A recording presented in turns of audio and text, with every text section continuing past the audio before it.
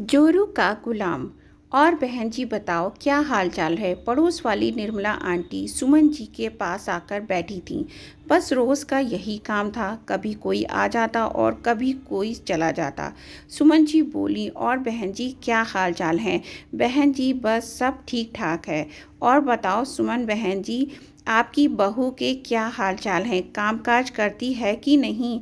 अरे बस क्या बताऊं बहन जी, पूछो ही मत।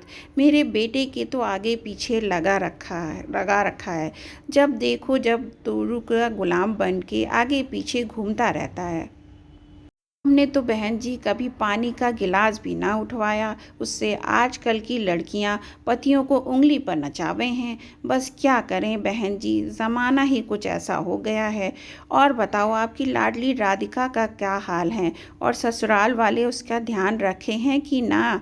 अरे बहन जी, मेरी राधिका तो बहुत भाग्यशाली है। उसके पति तो इतना ध्यान रखे हैं उसका, और उसकी सास तो पलकों पर बिठा कर रखे हैं उसे। हर काम के लिए नौकर चाकर लगा रखे हैं। कभी शॉपिंग पर ले जावे हैं, कभी पिक्चर दिखा लावे हैं, बिस्तर से ना उठना देवे उसे। बराबर वाले कमरे में खड़ी पूनम उन दोनों की सारी बातें सुन रही थी और सोच रही थी, बेटी और बहू में इतना ज़्यादा फ़र्क। घर के सारे काम वह खुद ही करती थी। जब भी सास से काम वाली लगाने के लिए बोलती तो जवाब मिलता, हम अकेले थे तो काम वाली ना लगी, अब एक और जना काम करने वाला हो गया है तो काम वाली लगा लें घर में।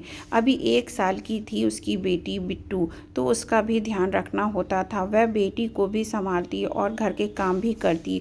रोहन को जब सब नज़र आता था, माँ से कहता तो जवाब मिलता, क्यों चिंता करे है, मैं तो हूँ। सुबह का काम निपटाकर लेटी तो उसे तबीयत कुछ ठीक नहीं लग रही थी। थर्मामीटर लगाकर देखा तो 103 बुखार था।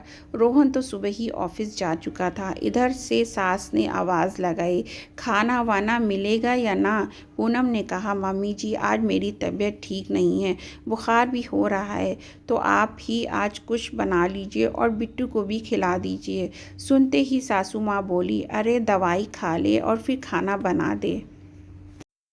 पूनम ने किसी तरह दोपहर का काम निपटाया। शाम को रोहन जब ऑफिस से घर आया तो उसने देखा कि पूनम बुखार में तपती हुई है।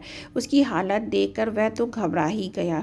पहले उसे बुखार की दवाई दी और चाय बनाकर उसको 2 बिस्किट खिलाए। उसके माथे पर पट्टी रखी। पूरी रात जाकर उसने पूनम की देखभाल की।